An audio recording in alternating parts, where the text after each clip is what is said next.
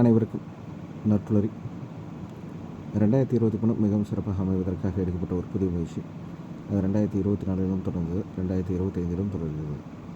தினமும் காலை 5:27 6:15 மணி வரை நடைபெறும் இணையவழி இணைய பயிற்சி நட்புலரி 9th சென்ஸ் ட்ரெயின்ஸ் அண்ட் கன்சல்ட்ஸ் மற்றும் ரோட்டரி கிளப் ஆஃப் நாகப்பட்டினம் இணைந்து நடத்தும் இந்த இணையவழி இணைய பயிற்சி ஒவ்வொரு மாதம் ஒவ்வொரு தலைப்பு, ஒவ்வொரு நாளும் ஒவ்வொரு பயிற்றுனர். அந்த வகையில் இந்த மாதத்தின் தலைப்பு குட் பேட் அக்லி GBU. இந்த தலைப்பின் கீழ் ஒவ்வொரு நாளும் ஒவ்வொரு ஆளுமே மிகச்சிறப்பாக தங்கள் கருத்துக்களையும் அனுபவங்களையும் வழங்கி வருகின்றனர். அந்த வகையில் இன்றைய நாள் ஆளுமை, அவரை பற்றிய ஒரு சிறிய அறிமுகம். இவர் சென்னையை சேர்ந்தவர். இவர் பார்த்திங்கன்னா ஒரு ஹிந்தி அகாடமி வச்சுருக்காங்க. ஆன்லைனில் ஹிந்தி கோர்சஸ் நிறையா பண்ணிகிட்ருக்காங்க, டைரெக்டாகவும் பண்ணிகிட்ருக்காங்க. ஸோ யாஸ் அகாடமியின் ஃபவுண்டர் அண்ட் டைரக்டர் இவங்க. நிறையா மாணவர்கள் மட்டும் இல்லாமல் வயது வந்தவர்களுக்கும் நிறையா ஹிந்தி கோர்சஸ் பண்ணணுன்னு ஆர்வத்தோடு இவங்களோட கிளாஸஸில் பண்ணிகிட்ருக்காங்க. நம்ம தளத்திலே நிறைய பேரை ரெஃபர் பண்ணிகிட்ருக்காங்க. நட்புலரிக்கும் இவங்க மூலயமா நிறையா ஆளுமை வந்துகிட்ருக்காங்க. அதில் குறிப்பாக சொல்லணுன்னா ரம்யா மேம், இங்கே சென்ற மாதம் தரம் நிரந்தரம் தலைப்பின் கீழே எடுத்த ரம்யா மேம் அறிமுகப்படுத்துவதும் இவங்க தான். ஸோ இவங்க ஹிந்தி அகாடமி வச்சுருந்தாலும் தமிழ் மீது நல்ல ஒரு ஆர்வம் கொண்ட நபர். இவங்களுடைய செஷன் பார்த்திங்கன்னா நிறைய இலக்கிய நயத்தோடு எடுக்கக்கூடிய ஒரு செஷனாக இருக்கும். நட்புலரி அல்லாத இன்னும் நிறைய தளங்களில் பயணித்துட்டு வந்துட்டுருக்காங்க. இவங்க ஒரு JC அமைப்பின் உறுப்பினர். இவங்க புத்தக திறனாய்வுகளும் நிறையா வழங்கிட்டு வந்துட்டுருக்காங்க. ரீட் ஃபோர்ட் அப்படின்ற ஒரு அமைப்பில் அடிக்கடி தன்னுடைய புத்தக திறனாய்வு வழங்கி வந்துட்டுருக்காங்க. நட்புலரி ஆரம்பிக்கப்பட்ட காலத்திலிருந்து தொடர்ந்து பயணிச்சுட்ருக்காங்க. ஒவ்வொரு மாதமும் வழங்கப்படும் தலைப்பின் கீழே தன்னுடைய கருத்துக்களையும் அனுபவங்களையும் வழங்கி வந்துட்டுருக்காங்க. பங்கேற்பையும் வழங்கி வந்துட்டுருக்காங்க. சமீப காலமாக தன்னுடைய பின்னோட்டங்களையும் வழங்கி வந்துட்டுருக்காங்க. இப்படி பல நல்ல விஷயங்களுக்கு சொந்தக்காரரான இன்றைய ஆளுமை லாவண்யா மணிமுத்து மேம் அவர்களை அறிமுகப்படுத்துவதில் நட்புலரி பெருமிதம் கொள்கிறது. Ma'am, this floor is yours. Please welcome ma'am. You can start ma'am. Good morning all of you. அனைவருக்கும் வணக்கம். ஸ்க்ரீன் தெரியுதா எல்லாருக்கும்? ஸ்லைட். எஸ் மேம், தெரியுது ma'am. Yes sir, thank you sir, thank you. அனைவருக்கும் இனிய காலை வணக்கம். மீண்டும் ஒரு சிறப்பான தலைப்போட உங்கள் எல்லாரையும் இந்த காலை வேளையில நல்ல விஷயங்களை அந்தந்த தலைப்புக்குள்ளாக என்னென்ன விஷயங்களை கொண்டு போய் சேர்க்க முடியும் அப்படிங்கிற ஒரு நோக்கத்துல எடுக்கப்பட்ட நிகழ்ச்சி தான். இன்னைக்கு நான் இந்த வாய்ப்பை பயன்படுத்திக்கலாம் அப்படின்னு சொல்லிட்டு அந்த கிடைத்த வாய்ப்பை இன்று பயன்படுத்திக் கொள்கின்றேன். இன்னைக்கு நமக்கு கொடுத்திருக்கிற தலைப்பு குட் பேட் அக்லி அப்படிங்கிற தலைப்பு இந்த மாதத்திற்கான தலைப்பு. இது இப்போ சமீபத்துல ஒரு ட்ரெண்டிங்கான ஒரு நேம் அப்படின்னு சொல்லலாம். அந்த ட்ரெண்டிங்கான நேம் நமக்கு இந்த மாதத்திற்கான தலைப்பு அமைந்திருக்கு. ஸோ அதுல என்னென்னலாம் இருக்கலாம் அப்படின்னு சொல்லிட்டு அந்த வேர்ட்ஸ் தனித்தனியா குட் பேட் அக்லி அப்படிங்கிற வேர்ட்ஸ் எடுத்து என்னென்னலாம் அப்படின்னு சொல்லிட்டு நம்ம பார்க்கலாம் அப்படிங்கிற ஒரு தாட்ல தான் நான் இந்த டாபிக் அப்ரோச் பண்ணியிருக்கிறேன். ஸோ அதுல எவ்வளவு பெஸ்டான விஷயங்களை கொண்டு வந்து சேர்க்க முடியும் அப்படிங்கிற நோக்கத்துல தான் நான் என்னோட ஐடியாஸை கொண்டு வந்திருக்கேன். அதனால நீங்க கேட்டுட்டு அதுல உங்களுடைய ஃபீட்பேக் என்ன அப்படிங்கிறத சொல்லுங்க. இப்போ வாட் இஸ் குட், நம்ம 3 இதாக பிரிக்கலாம். இந்த டைப் குட் பேட் அக்லி அப்படின்றது. ஸோ அப்போ ஒவ்வொன்றுத்துக்கும் தனித்தனியா ஏதோ ஒரு காரண காரியங்கள், ஏதோ விஷயங்கள்லாம் இருக்கு. ஸோ இப்போ அதுல ஒவ்வொன்றுக்கும் இடையில என்னென்ன கனெக்ஷன் இருக்கு அப்படிங்கறது தான் நம்ம பார்க்கணும். ஃபர்ஸ்ட் வாட் இஸ் குட் அப்படிங்கறத எடுத்துக்கிட்டோம் அப்படின்னா, குட் அப்படின்னாலே என்ன சொல்லுவோம் அப்படின்னா, எது சரியா இருக்கு, ஒரு பொதுப்படையா பார்க்கும் பொழுது அது சரி, அதோட விகிதம் நல்லா இருக்கு, நிறைய பேருக்கு மனது ஒப்புதல் கொடுக்கக்கூடிய ஒரு விஷயமா இருக்கு அப்படிங்கறதான் சரி அப்படின்ற டெஃபினேஷன் அப்படின்னு பார்த்தோம். இல்ல அதுக்கான அர்த்தம், குட் அப்படிங்கிற வார்த்தைக்கான அர்த்தம் அப்படின்னு பார்த்தோம்னா அதுதான் ஒரு சரியான பாதையில் போகின்றது அப்படின்ட்டு. சரி, அப்ப அது சரிதான் அப்படின்னா அப்ப அதுக்கு என்னென்ன இருந்தா அதை சரின்னு சொல்லி எடுத்துக்கணும் அப்படின்னு நமக்கு தெரியணும் இல்லையா? அது தெரிஞ்சதுனாதான் நம்ம ஓகே இதெல்லாம் சரி, இதெல்லாம் சரி போல இருக்கு, அப்ப இதெல்லாம் குட் அப்படிங்கிற ஒரு இதுக்குள்ள நம்ம வர முடியும். அதுக்கு பார்த்தோம் அப்படின்னா, ஒரு குட் பர்சன் எடுத்துக்கிட்டோம் அப்படின்னா நம்ம அதுக்கு என்னென்னலாம் குவாலிட்டிஸ் இருக்கணும் அப்படின்னு பார்க்கலாம். அப்படின்னு பாத்தீங்கன்னா அதுக்கு நிறைய குவாலிட்டிஸ் கொடுத்துருக்காங்க. அதுல முதலாவதாக வருவது நாம் செய்வது சரியா என்று தெரிந்து செய்வதுதான் முதலாவதாக வருகின்ற அந்த குவாலிட்டி. நாம் செய்வதை சரியா என்று தெரிந்து செய்வது. அடுத்து டெம்பரன்ஸ், பேலன்ஸ், நடுவு நிலைமையோடு, ஒரு பக்கம் சாய்ந்திராம. திருக்குறள்லே ஒரு அதிகாரம் இருக்கு, நடுவு நிலைமை அப்படிங்கிற அதிகாரத்துல நிறைய அழகான விஷயங்கள் சொல்லியிருக்கிறாரு திருவள்ளுவர். அதாவது நம்ம துலாக்கோல் போல நடுவு நிலைமையோடு அதுல வந்து சரியா இருக்கணும் அப்படின்னு சொல்லிட்டு, அப்போ அந்த பேலன்ஸ் இருக்கணும். இந்த பக்கம் இவங்களுக்காக என் ஃப்ரெண்டு, அதனால இவங்களுக்கு நான் சப்போர்ட் பண்றேன், இவங்க என்னோட எனிமி, அதனால அவங்க என்ன பண்ணாலும் தப்பு அப்படிங்கிற மாதிரி இருக்கக்கூடாது, சரியா இருக்கணும் அப்படிங்கிறது. அடுத்து தைரியத்தோட இருக்கணும். அதுக்கப்புறம் பாத்தீங்க அப்படின்னா கம்பேஷன், இந்த சிம்பத்தி, அதாவது மத்தவங்களோட அந்த சூழ்நிலை, கஷ்டத்துல இருக்காங்களா, என்னமா இருக்கிறாங்கன்றத நம்ம புரிஞ்சுக்கிட்டு அந்த கருணையோட நம்ம நடந்துக்கிறது ரொம்ப ரொம்ப முக்கியம் அப்படின்னு சொல்றாங்க. அடுத்து ஜெனரஸ், நம்ம குணம், நம்மளுடைய குணம் எப்படி இருக்கணும், தாராள குணமாக உதவி செய்யும் மனப்பான்மையோடு இருக்க வேண்டும். அடுத்து பேஷன்ஸ், ரொம்ப பொறுமையா நிறைய விஷயங்களை கடந்து போகணும் அப்படிங்கிறது. அடுத்து மரியாதை, மரியாதையோடு எல்லோரிடமும் பழக வேண்டும். சகிப்புத்தன்மை, மிக முக்கியமான குணமாக டாலரன்ஸ் சொல்லியிருக்கிறாங்க, சகிப்புத்தன்மை வேண்டும் அப்படின்ட்டு. அடுத்து இன்டெகிரிட்டி, அதாவது நம்ம வந்து இவங்க செஞ்சா கரெக்டா இருக்கும் அப்படின்னு நினைக்கிற மாதிரி சிலரை நம்ம வந்து குறிப்பிட்டு சொல்லுவோம். நம்மளுடைய வாழ்க்கையில நண்பர்கள் அல்ல வந்து உறவினர்கள்ல நிறைய பேர் அந்த மாதிரி சந்திச்சிருக்கோம். அவங்க செஞ்சா சரியா இருக்கும், அவங்க சொன்னா சரியா இருக்கும் அப்படின்னு. அப்ப அந்த மாதிரியான அந்த பாதையில செல்லக்கூடிய குணங்களோட நம்ம கண்டிப்பா இருக்க வேண்டும். அடுத்து கமிட்மெண்ட், இவங்க கிட்ட கொடுத்துட்டா இந்த வேலை எப்படியும் முடிஞ்சிடும் அப்படிங்கிற அந்த ஒரு வேலையா இருந்தாலும் சரி, இல்ல ஒரு இன்ஃபர்மேஷன் கொடுக்கறதா இருந்தாலும், முடிவெடுக்கிறதா இருந்தாலும், எதுவா இருந்தாலும் அவங்க கிட்ட கொடுத்துட்டா அது ரொம்ப சின்சியரா செய்வாங்க அப்படிங்கிற மாதிரியானது. அடுத்து நேர்மையான குணம், அப்புறம் தைரியமா, இது எல்லாத்தையும் நம்மளோட ஸ்ட்ரென்த்தா எடுத்துக்கிட்டு, ஹியூமிலிட்டி அப்படின்னா ரொம்ப ரொம்ப ஹம்பிளா, அப்ப எல்லாமே இருக்கு என்கிட்ட, நான் பெரிய ஆளு அப்படிங்கிற அடுத்த கட்டத்துக்கான அந்த கர்வம் அப்படிங்கிற கட்டத்துக்கு போகாம ரொம்ப ஹம்பிளா நம்ம இருந்தோம் அப்படின்னா, அன்போட, ஒரு விழிப்புணர்வோட, செல்ஃப் அவேர்னஸ்னா தன்னை பற்றிய விழிப்புணர்வு. இப்ப தன்னை பற்றிய விழிப்புணர்வு இருந்தாலே சுற்றுத்தார்கள் பத்தின விழிப்புணர்வும் நமக்கு வந்துடும். அப்ப இத்தனை நல்ல குவாலிட்டிஸும் இருந்தது அப்படின்னா அது வந்து ஒரு குட் பர்சனுக்கான அடையாளம்னு ஒரு ஒரு அமைப்பு வந்து பண்ணியிருக்கிறாங்க. அப்போ இதுல நம்ம வந்து நம்மளே இப்போ வந்து செல்ஃபா நம்மளே கேட்டுக்கிட்டா இதுல என்னென்னலாம் குவாலிட்டிஸ் நம்ம வச்சிருக்கோம், என்னென்னலாம் இது பண்ணிருக்கோம் அப்படின்னு சொல்லிட்டு பார்த்தோம் அப்படின்னா அப்ஸ் அண்ட் டவுன்ஸ் இருக்கும். எல்லா நேரமும் எல்லா குவாலிட்டிஸும் இருக்குமா அப்படின்னு கேட்டா இல்லை. ஏன்னா நம்ம we are all human beings. அது வந்து depends on the situation, depends on அவர் மூடுன்னு நிறைய ஃபேக்டர்ஸ் வந்து அதோட அசோசியேட் ஆயிருக்கு. எந்நேரமுமே அதே மாதிரி இருக்கணுமானா அது கம்ப்ளீட்டா இம்பாசிபிள். ஸோ அப்ப இந்த இதுல எவ்வளவுக்கு எவ்வளவு நம்ம அந்த இத்தனை குவாலிட்டிஸ்மே நம்ம கிட்ட இருக்கு, but the level will be up and down. So அதுல எதெல்லாம் நம்ம வந்து மேக்சிமம் டைம்ல வந்து மேக்சிமம் இதை வந்து யூஸ் பண்றோம் அப்படிங்கிறத வச்சுதான் நம்மளோட அந்த குட் அப்படிங்கிற கேட்டகரிக்குள்ள நம்ம வருவோம். அப்படி இல்லை அப்படிங்கும் பொழுது இந்த குவாலிட்டிஸ் எல்லாமே இருந்தாலும் குட்டுங்கிறதுல நம்மளால வர முடியாது. ஏன்னா யூ ஷுட் அந்த ஒவ்வொரு லெவலும் நம்ம மேட்ச் பண்ணிருந்தா மட்டும்தான் அந்த கேட்டகரியில வருவோம் அப்படின்னு சொல்லலாம். அப்ப இந்த குவாலிட்டி எல்லாம் இருக்கிற மாதிரியான ஒரு பர்சன் அப்படின்னு சொல்லிட்டு நான் எக்ஸாம்பிள் அப்படின்னு பார்க்கும்பொழுது முதலில் எனக்கு ஞாபகம் வந்தது வந்து யாருன்னு பாத்தீங்கன்னா, இந்த படத்தை வச்சு உங்களால கண்டுபிடிக்க முடியுதா யாரா இருக்கலாம்னு? அது பக்கத்துல ஒரு படம். யாரு சார்? ஹரிச்சந்திரன். ஹரிச்சந்திரன், நன்றி சார், நன்றி. ஹரிச்சந்திர மகாராஜா. ஆக்சுவலா ஹரிச்சந்திர மகாராஜா ரொம்ப சிறப்பான ஒரு ராஜாவா நல்லபடியா ஒரு மக்களை பார்த்துட்டு அவர் உண்டு, அவர் வேலை உண்டுன்னு சொல்லிட்டு அவர் போயிட்டு இருக்காரு.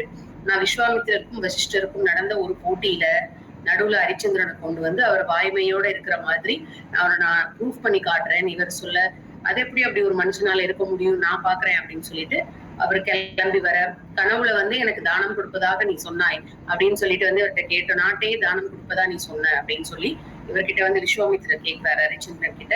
அப்போ கனவுல சொல்லியிருப்பேன் நானு, அதை நிறைவேற்றணும் அப்படின்னு சொல்லியிருக்கேன் போல இருக்கு, வாக்கு கொடுத்துருக்கேன் போல இருக்குன்னு சொல்லிட்டு அந்த அளவுக்கு ஒரு இதா இருக்கணும், உண்மையா இருக்கணும்னு நினைச்ச ஒரு ராஜா அவர் நாடை கொடுத்துட்டு அவருடைய மனைவி சந்திரமதியோடையும் குழந்தை அந்த லோகிதாசனையும் சேர்ந்து காட்டுக்கு போறாரு. போகும் பொழுது கூடவே வந்து இன்னும் இவர்கிட்ட வந்து சுக்கிரன் வந்து ஒரு யாகம் பண்றதுக்காக காசெல்லாம் வாங்கி வச்சிருப்பாரு. அது உங்ககிட்டே இருக்கட்டும், நான் அப்புறமா வாங்கிக்கிறேன்னு சொல்லி வச்சிருப்பாரு. அப்பவே அவருடைய மந்திரி சொல்லுவாரு, நீங்க இப்பவே கொடுத்துருங்க, இதுல ஏதோ விஷயம் இருக்கு, நீங்க தரேன்னு சொல்லிட்டீங்க, இப்பவே எடுத்து கொடுத்துருங்க, அந்த யாகத்துக்கு வேண்டிய பணத்தை நம்ம இதுல வைக்காதீங்கன்னு சொல்றாரு. இவர் இல்ல, அவர் அப்புறமா வந்து வாங்கிக்கிறேன்னு சொல்றாருல, இருக்கட்டும் அப்படின்னு சொல்லி ராஜா சொல்லிடுவாரு. கடைசியில இவங்க நாடு எல்லாத்தையுமே அந்த முனிவர்கிட்ட கொடுத்துட்டு நாட்டை விட்டு வெளியேறி போவோம் இது பண்ணும் பொழுது அவர் கேட்கிறாரு, எனக்கு நீ யாகத்துக்கு தரேன்னு சொன்ன காசு கொடு அப்படின்னா, இப்ப எல்லாமே அவருக்கு நாடு நகரம் எல்லாத்தையுமே கொடுத்துட்டாரு, இப்ப எதுவுமே இல்லைன்னொடனே சரி உன்னுடைய கடனை நான் இவ்வளவு நாள்ல அடைக்கிறேன் அப்படின்னு சொல்லிட்டு அவர் என் கூடவே வான்னு சொல்லி கூட்டிட்டு போயிடாரு. காடு மேடுன்னு ரொம்ப கஷ்டப்படுறாங்க அந்த குழந்தைய வச்சுட்டு. அப்ப அவர் கூட வந்துட்டு இருக்கும் பொழுது இந்த குழந்தைக்காக ஏதாவது பழங்களை போய் பறிச்சுட்டு வந்தா கூட வேகமா அந்த கூட இருக்கிறவர் வாங்கி சாப்பிடுறாரு. எனக்கு பசிக்குது குடு அப்படின்னு சொல்லிட்டு. அந்த குழந்தையும் அவ்வளவு கஷ்டப்படுது. அரண்மனையில வாழ்ந்தவங்க கல்லுலையும் முள்ளையும் நடந்து போய் அவ்வளவு கஷ்டப்பட்டு கடைசியில காசிக்கு போறாங்க. அங்க போய் எப்படியாவது இந்த கடனை அடைச்சிடணும் அப்படின்னு சொல்லிட்டு அவர் என்ன செய்யறாருன்னா, ஒரு பிராமணர் வராரு. அவர்கிட்ட தன்னுடைய மனைவியை வந்து வேலைக்கு அனுப்புறதுக்காக வித்துட்டு அந்த காசை வாங்கி இவர்கிட்ட கடனை அடைக்கிறதுக்காக கொடுக்குறாரு. அப்ப அந்த வந்தவர் வந்து என்ன செய்யறாருன்னா, மாடு வாங்கினா கண்ணுக்குட்டியும் ஃப்ரீ தானேன்னு சொல்லி அந்த பையனையும் கூட்டிட்டு போய் அவ்வளவு வேலை, நிற்க நேரம் இல்லாமல், படுக்க ஓய்வு இல்லாமல், ஓய்வு கொடுக்காம, சாப்பாடு கொடுக்காம அவ்வளவு கொடுமைப்படுத்துறாங்க அந்த வீட்டு எஜமானியமா. அனைத்தையும் சகித்துக் கொண்டு அந்த மனைவி என்ன செய்யறாங்கன்னா தொடர்ந்து அங்க வேலை செஞ்சுட்டு இருக்காங்க. அப்போ ஒரு நாள் அந்த பையனை வந்து பூப்பறிக்கிறதுக்காக அனுப்பிச்சு விட்டுருக்காங்க. கடைசியில அந்த பையன் அங்க போய் பூப்பறிக்கும் பொழுது பாம்பு தீண்டி இறந்து விடுகிறான். இப்ப இவர் வந்து அந்த காசெல்லாம் கொடுத்துட்டோமே அப்படின்னு சொல்லிட்டு அப்போ என்ன ஆகுனா, நான் உங்க கூடவே இவ்வளவு நாள் வந்ததுக்காக எனக்கு இவ்வளவு பணம் கொடுக்கணும், அதுக்கு காசு கொடுன்னு சொல்லி கேட்டனால எல்லாத்தையும் கொடுத்தாச்சு, மனைவியும் வித்தாச்சு, இனியும் எங்க காசு போறதுன்னு தன்னைத்தானே ஒரு சுடுகாட்டுல வேலை செய்யற ஒருத்தருக்கு வந்து தன்னைத்தானே அடிமையா வித்துட்டு அங்க நான் வேலை செய்யறேன்னு சொல்லி அந்த பணத்தை வாங்கி அவருடைய கடனை அடைத்துறாரு. அவர் போயிடுறாரு. இவர் சுடுகாட்டுல வேலை செஞ்சுட்டு இருக்காரு. இந்த நேரத்துல அந்த பையன் வந்து இறந்து போயிடுறான். அப்ப அந்த பொண்ணு அவங்களுக்கு சந்திரமதி அவங்களுக்கு விஷயம் தெரிஞ்சு அந்த பையனை தூக்கிட்டு அடக்கம் பண்ணணும்னு சொல்லிட்டு இங்க வராங்க. இங்க வந்து பார்த்தா யாருக்கு தன்னுடைய கணவர் தான் இவரு, தன்னுடைய மனைவி குழந்தைதான்னு அடையாளமே தெரியாத அளவுக்கு அவங்க எல்லாம் மாறி இருக்கிறனால கண்டுபிடிக்கவே முடியல. அப்போ என்ன ஆகுதுன்னு பாத்தீங்கன்னா, அந்த இதுக்காக செய்ய வேண்டிய சடங்குகளுக்கான காசு, ஏன்னா என்னுடைய முதலாளிக்கு நான் கொடுத்தாகணும், எனக்கு நீ கொடுக்க வேண்டிய காசை கூட கொடுக்க வேண்டாம், ஆனா என்னுடைய முதலாளிக்கு நான் கொடுக்க வேண்டிய அந்த இதுக்கானதை வந்து ஏற்பாடு பண்ணிட்டுவான்னு சொன்ன உடனே அவ வந்து அந்த குழந்தைய வந்து அங்கேயே டெட் பாடியை விட்டுட்டு அவங்க என்ன பண்றாங்கன்னு போறாங்க. போய் முதலாளி அம்மாட்ட கேட்டு வாங்கிட்டு வரலாம்னு சொல்லிட்டு போயிட்டு இருக்கும் பொழுது பாத்தீங்கன்னா, போற வழியில அந்த நாட்டுடைய அரசனுடைய பையனை யாரோ கொலை செஞ்சு போட்டிருக்காங்க. இவளுக்கு பாக்குறதெல்லாம் குழந்தையும் அந்த நினைவிலே போனனால தன்னுடைய குழந்தை தானும்னு அதை போய் தூக்குறா. சுத்தி வந்த காவலர்கள்லாம் இவதான் குழந்தைய கொண்டுட்டான்னு சொல்லி உடனே அரசவை கொண்டு போய் உடனே அவளுக்கு மரண தண்டனை அறிவிச்சிடுறாங்க.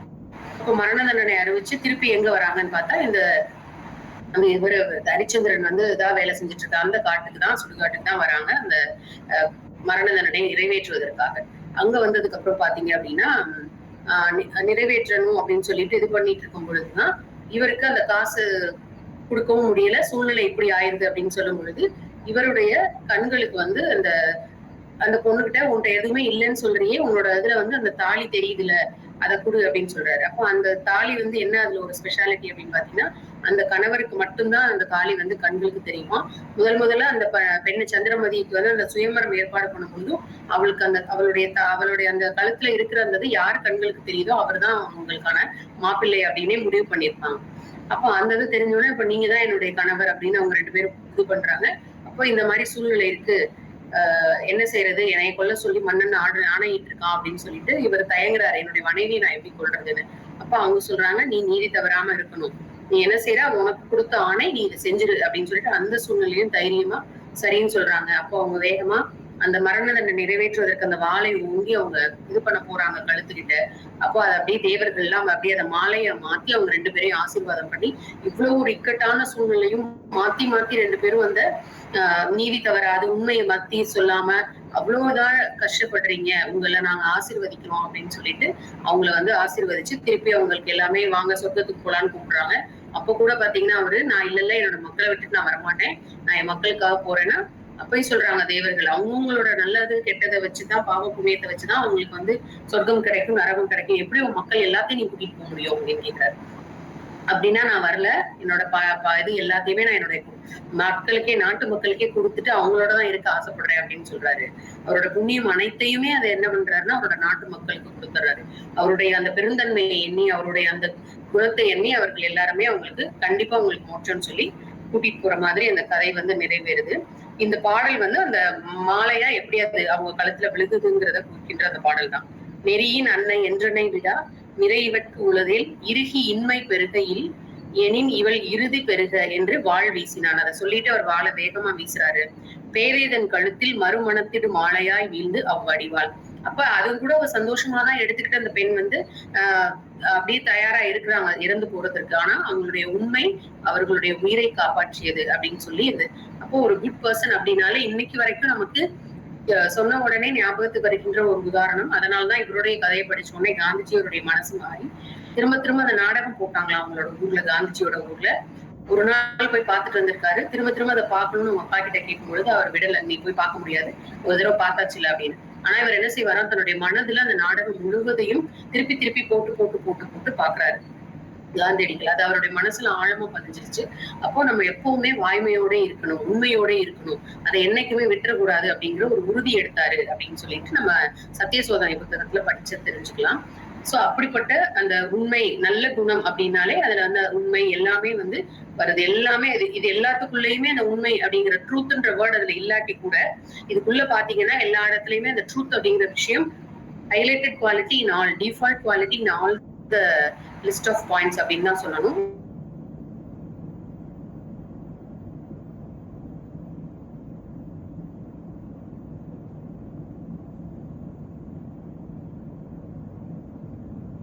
அப்படிங்கிறதுக்கு பாத்தீங்கன்னா not good in any manner, எந்த ஒரு வகையிலையும் குட்டாவே இல்ல.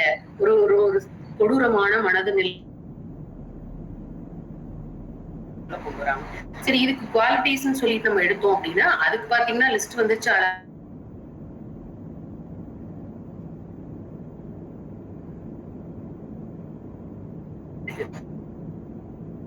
ஒரு கெட்ட குணம் உள்ள அப்படிங்கிறது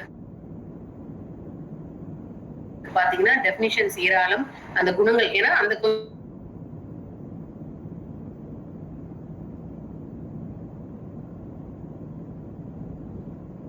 மட்டும் இங்க எடுத்து போட்டிருக்கேன். இதுல பாத்தீங்க அப்படின்னா ஒவ்வொரு வார்த்தைகளுமே ஒவ்வொரு அர்த்தம் கொடுக்குற மாதிரியா இருக்கும். அதாவது நோக்கம் இல்லாத, கெட்ட சிந்தனை உள்ள, பொய்யான, ஒரு வெறுக்கத்தக்க அப்படின்னு சொல்லிட்டு நம்ம சொல்லிக்கிட்டே போகலாம். இந்த மாதிரி இருக்கிற பல குணங்கள் உள்ளவங்களை வந்து பேட் விடுறாங்க அப்படின்னு சொல்லலாம். இப்ப இதுல வந்து பாத்தீங்க அப்படின்னா இதுல ஏன் பர்டிகுலரா இவங்கதான் பேட் அப்படின்னு சொல்லி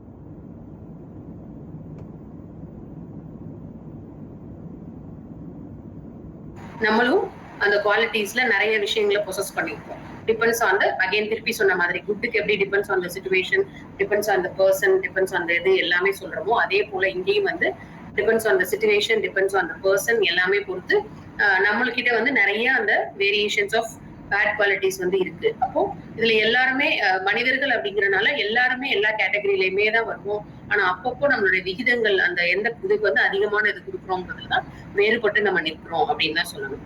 அப்போ இதுல வந்து எப்படி ஒருத்தர் வந்து பேட் அப்படின்னா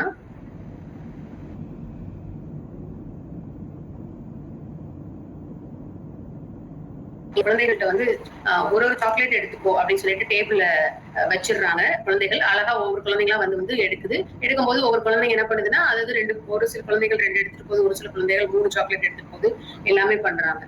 அப்போ ஒரு பாப்பா மட்டும் போய் கரெக்டா ஒரு சாக்லேட் மட்டும் எடுக்குது. அப்போ கேக்குறாங்க, ஏன் பாப்பா எல்லாரும் மிஸ் பக்கத்துல இல்லையேன்னு சொல்லிட்டு அவங்க 2 எடுக்கிறாங்க, 3 எடுக்கிறாங்க, நீ மட்டும் ஏன் ஒண்ணே 1 எடுக்கிற அப்படின்னு கேட்கும்போது அந்த பாப்பா சொல்லிச்சா, இல்ல மிஸ் பாக்கல, ஆனா காட் என்னை எப்பவும் பார்த்துட்டு தானே இருக்காரு, அதனாலதான் நான் கரெக்டா அவங்க சொன்னதை மட்டும் கேட்டேன், ஒரே ஒரு சாக்லேட் தான் அப்படின்னு சொல்லிட்டு அப்படின்னு. அப்ப அது என்னன்னா அதுதான் கேரக்டர் அப்படிங்கிறது. நம்ம வந்து நம்ம திருப்பி பார்க்கவே இல்லை, அந்த மனிதர்களை பார்க்கவே போறது இல்லைன்னா கூட அவங்க கிட்ட எப்படி நம்ம பிஹேவ் பண்றோம், அவங்க கிட்ட நம்ம எப்படி நடந்துக்கிறோம் அப்படிங்கறதெல்லாம் உண்மையிலேயே நம்ம என்ன டைப் ஆஃப் பர்சனாலிட்டி. ஏன்னா நல்லா தெரிஞ்சவங்க நீங்க எல்லாருமே எனக்கு நல்லா தெரிஞ்சவங்க, உங்ககிட்ட நான் குட் புக்ஸ்லயே இருக்கு என்ன பண்ணலாம்னா அந்த இடத்துல நான் உங்ககிட்ட சிரிச்சு பேசி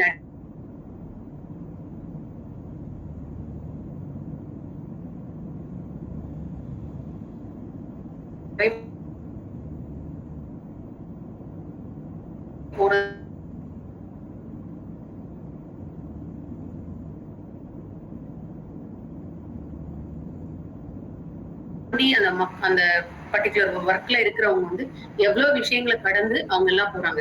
அப்போ அந்த மாதிரி அவங்க சர்வீஸ் பண்ணணும் அப்படிங்கிறதுக்காக பணம் வாங்கிட்டு சம்பளம் வாங்கிட்டு தான் அந்த சர்வீஸ் பண்ணாலும் there is a limit, right? Human அப்படிங்கிறதுக்கான அவங்கவுங்களுக்கு குவாலிட்டிஸ் அதே மாதிரி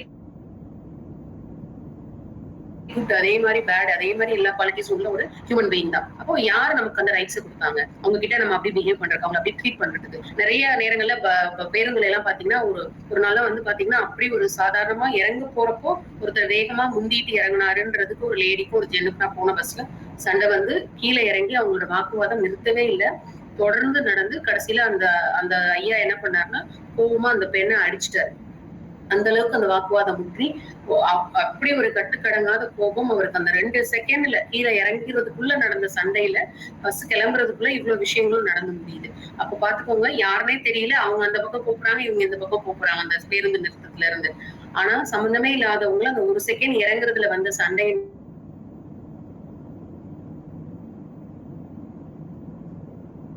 எவ்வளவு இன்னும் கூட அந்த காட்சி என் கண்ணுக்குள்ள நிக்குது. அவ்வளவு ஒரு வேதனையான ஒரு விஷயங்கள். இப்ப சமீபத்திலயும் ஒரு நியூஸ் எல்லாருமே பார்த்திருப்பீங்க. ஒரு மாணவி தன்னுடைய ஆசிரியர் செல்போனை வாங்கி வச்சுட்டாங்க அப்படிங்கிற காரணத்திற்காக நடந்து கொண்டு அதை சொல்லக்கூட எனக்கு ரொம்ப கஷ்டமா இருக்கு. அப்படி ஒரு சூழ்நிலைகள்லாம் இருக்கப்போ ஒரு கேரக்டர் அப்படிங்கிறது நம்ம எப்படி அந்த மனிதர்களோடு நடந்து கொள்கிறோம் அப்படிங்கிறது. இப்ப அதுல நம்மளுடைய விகிதாச்சாரங்கள் வந்து இந்த குவாலிட்டிஸ் எல்லாம் வச்சு நம்ம கூட்ட போனோம் அப்படின்னா கண்டிப்பா அந்த பேடுங்கிற கேட்டகரியில தான் நம்ம இருப்போம் அப்படின்னு சொல்ல முடியும். அடுத்து பாத்தீங்கன்னா அடுத்ததான் நம்ம என்ன சொல்றோம் அப்படின்னா அக்லி அப்படிங்கிற அந்த டைட்டிலுக்குள்ள வந்தோம் அப்படின்னா திஸ் இஸ் சம்திங் அன்பிளசன்ட், அதாவது டக்குன்னு சொன்னோட அசிங்கமா இருக்கு அப்படிங்கறத அந்த அக்லிங்கிற வார்த்தையை நம்ம சொல்றோம். ஆனா இது வந்து ஒரு பர்சனோட எப்படி ஒப்பிடுறதுன்னா எப்பவுமே நம்ம பிசிக்கல் அப்பியரன்ஸ் வச்சு உங்க குட் பேடுன்னு அக்லின்னு சொல்லவே கூடாது. It is not about physical appearance. அதையும் தாண்டி ஆனா யூஸ்வலா நம்ம அக்லிங்கிறது அவங்க ஒல்லியா இருக்காங்க, கண்ணு இருக்கு, பல்லு வெளியில தெரியுது, அவங்க அக்லியா இருக்காங்கன்னு நம்ம சொல்லிடுறோம்.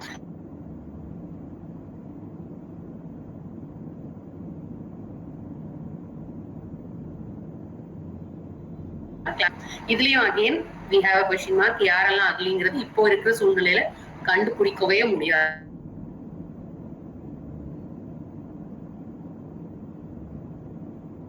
அந்த ஹீரோ வந்து பெரிய தேவர், அவருடைய பையன் சின்னு அப்படிங்கிற ஒரு பையன் வந்து திருடுறது, பொய் சொல்றது நிறைய வேலை பார்ப்பாரு அந்த கதையில.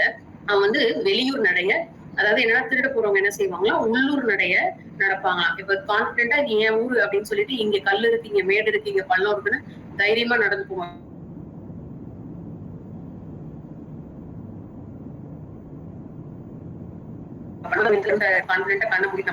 அதே மாதிரி ஒரு கெஸ்டா ஒரு வீட்டுக்கு போறப்ப நம்மளால அப்படி செய்ய முடியாது. அதே மாதிரி திருடுறதுக்காக போயிருப்பான் அந்த ஊருக்கு, கோழி திருடுறதுக்கு.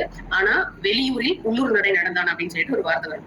அது என்னன்னு பாத்தீங்கன்னா அது திருட போறோன்றது தெரிஞ்சிடக்கூடாது, நம்மளோட நடையை வச்சு நம்மள யாரும் சந்தேகப்படக்கூடாதுங்கிறது அந்த அந்த அந்த மாதிரி கண்டுபிடிச்சிருவாங்கன்ற விஷயத்த தெரிஞ்சுக்கிட்டு இவர் என்ன செய்வாராம், வெளியூர்ல போய் தன்னோட உள்ளூர்ல இருக்கிறவங்க கான்பிடென்டா நடக்கிற மாதிரி நடந்து போறாருன்னு வரும்.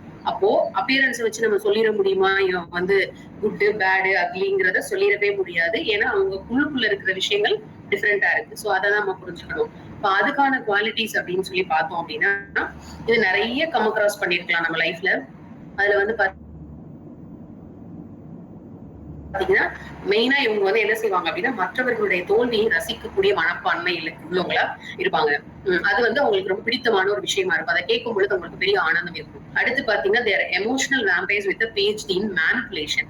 மேனிபுலேஷன் அவங்களுக்கு தெரியும், மாத்தி மாத்தி, அதாவது அப்படி அதுல PhD பட்டமே வாங்கியிருக்க கூடியவங்களா இருப்பாங்களாம். வேம்பையர்ஸ் வந்து எப்படி ரத்தத்தை நம்ம உறிஞ்சுமோ அது மாதிரி நம்மளோட எமோஷன் அப்படியே உறிஞ்சி அப்படியே ஒண்ணும் இல்லாம ஆக்கிட்டு போயிடுவாங்க. சோ அந்த மாதிரி நிறைய பீப்புள் வந்து நீங்க